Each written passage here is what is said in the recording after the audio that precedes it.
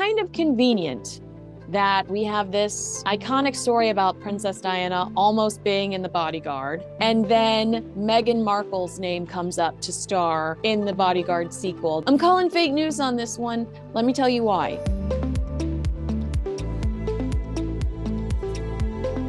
I'm sure you've seen the headlines by now, splashed all over the place, that Meghan Markle is being considered for the sequel to 1992's smash hit, The Bodyguard, starring Whitney Houston and Kevin Costner.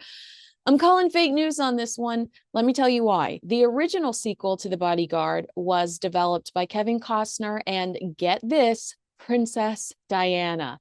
It was Fergie, the Duchess of York, that met Kevin Costner in China, befriended him, and kind of nudged him in the direction of working with Princess Diana by telling him that she was a huge fan of the movie and related to Whitney Houston's character, one of the biggest stars in the world that was so lonely and just in desperate need of love. Kevin Costner was working back and forth with Princess Diana at the time of her death on a script. Paul Burrell, her former butler, reports that it was not necessarily a legitimate opportunity for the princess. Would she have ever starred in the film? He didn't know, but she certainly liked the attention she was getting from Kevin Costner at the time. He received a revised script, after she'd asked for some changes to be made 3 days before she passed. And he said after she died, he sat down and read that script, and his heart, just broke, because it was such a positive reflection of who she truly was. I believe it was the first 10 pages. So kind of convenient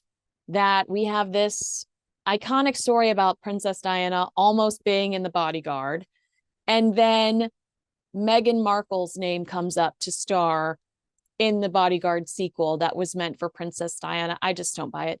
Could Meghan Markle get back into acting? Perhaps, if she wanted to. She's certainly very good friends with Tyler Perry, who's a powerhouse in the industry, but I think she'd rather go the influencer route, if I'm being completely honest with you. President Biden made his way over to Windsor Castle to meet with King Charles this week.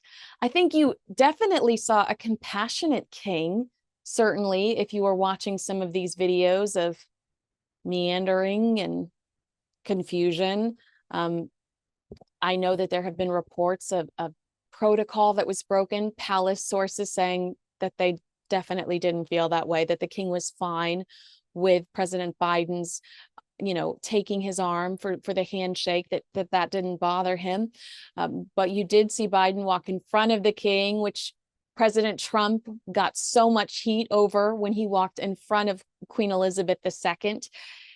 It was what you would consider a low-key visit, and I think we expected that, knowing that it was not an official state visit, that this was going to be a working trip or a mini trip. I think it was productive and certainly a historic moment, as this is the first time that the king has met with the United States president as the king. And it makes us curious to see how many more he's going to have the pleasure to meet with, obviously, because it was so fascinating to watch the evolution of Queen Elizabeth's relationships with certain presidents. You could feel, even with President Reagan, there were definitely some characters, President Obama, there were certain presidents that the Queen was clearly closer to. And it was always fun to try to determine who that was, why that was, and even just to watch them engage with each other. There's obviously some interest when a president meets with King Charles. However, because it was a toned down event, which is almost better because of the financial struggles both of our countries are going through right now, it did not seem to steal all the headlines like it would have in the past.